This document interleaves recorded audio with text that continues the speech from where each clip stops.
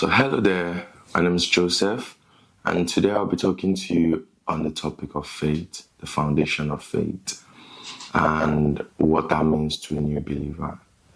You know, what we believe as Christians is built on faith.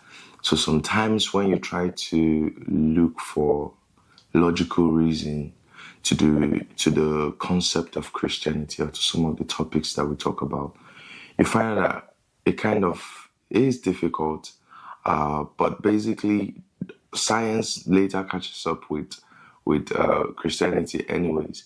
But my point here is a lot of our beliefs would have to be by faith. And what does that mean?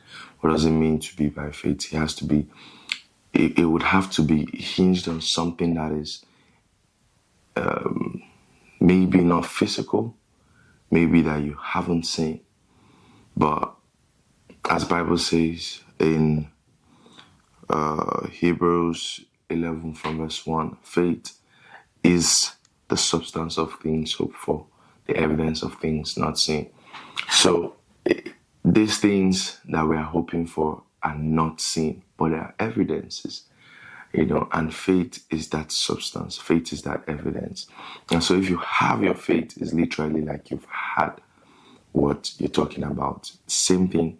And that applies to everything, our salvation, our redemption, our justification, and our glorification, all hinged on faith. So what is faith? As I read from Hebrews 11 from verse 1, faith is the substance of things hoped for, the evidence of things not seen. But I'll talk about a few main points, 3 main points in this particular video, and then we'll explain more as we go on. Number 1, faith is the foundation of our relationship with God.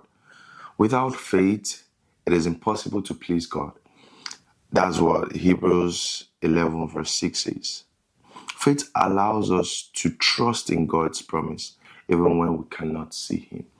Now, Abraham, there are so many passages in the Bible that Abraham believed God. So, the foundation of our walk with God is not built on your works or my work. It's built on the faith we have and the relationship we have in Jesus. We first have to accept Him. Then we have to confess Jesus.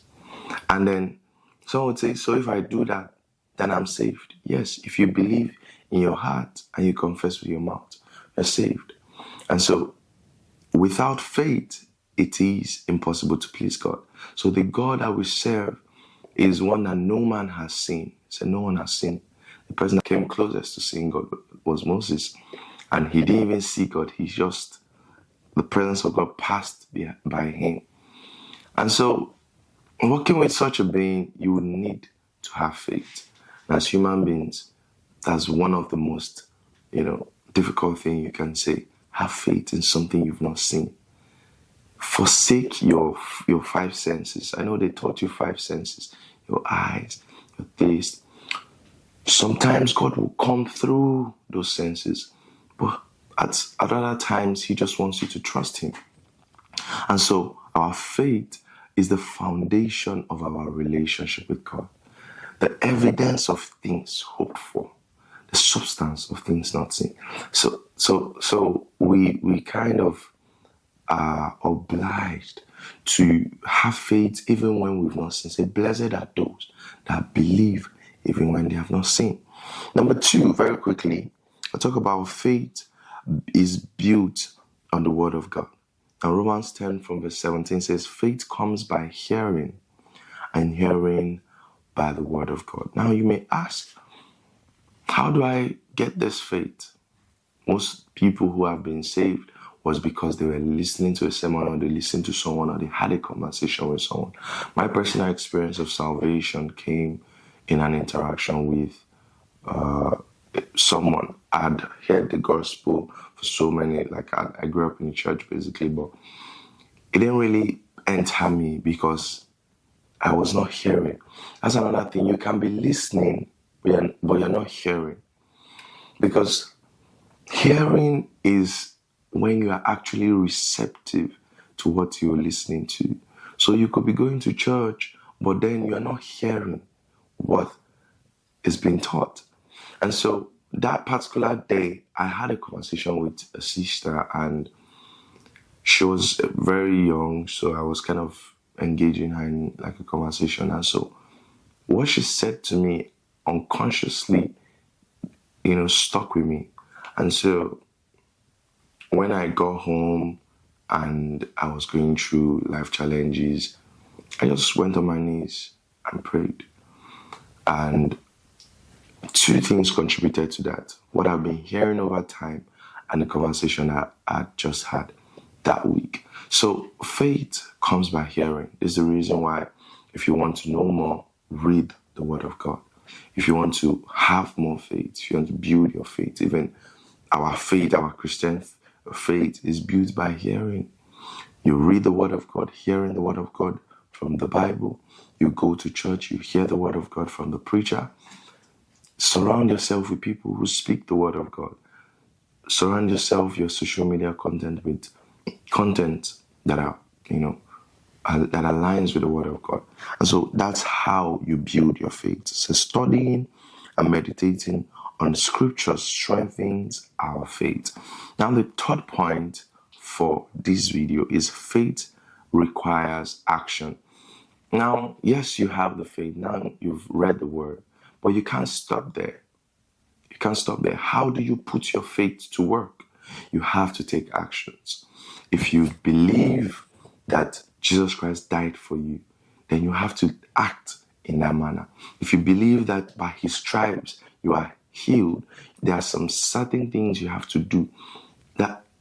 Act free, act delivered, action. Faith, building faith also takes action. You have to study the Word. You have to spend time in prayer. You have to go to church. So it's not just a lazy way out. It's not just the easy way out. It requires action. And so whatever you need to do to build your faith, please do it. You're investing into the most valuable part of your life. So build your faith. Don't just spend time building your finances. Spend time building your faith. Don't just, ask God for things. I tell you, if you have faith as small as a mustard seed, you'll be able to move mountains. So faith in God is so strong and powerful that faith on its own can work. What I mean is, God has given you everything. Said He has given us everything that pertains to life and godliness. And what is your currency to live in that reality? It's your faith. The capacity of your faith, the weight of your faith. How much can you access? How much can you, have room for? And so your faith would really, really determine your possibilities. So build your faith. Build your faith. Spend time building it. Spend time going to gatherings that will spur you up in faith. You see, those meetings are very crucial. And so this is the intro to our faith series. We'll be talking about it for next few videos. Next video, we'll look at the faith journey of Abraham and what he went through, what he did in the Bible, and how his faith, played a huge role in the Christian that we have today, the Christianity that we have today.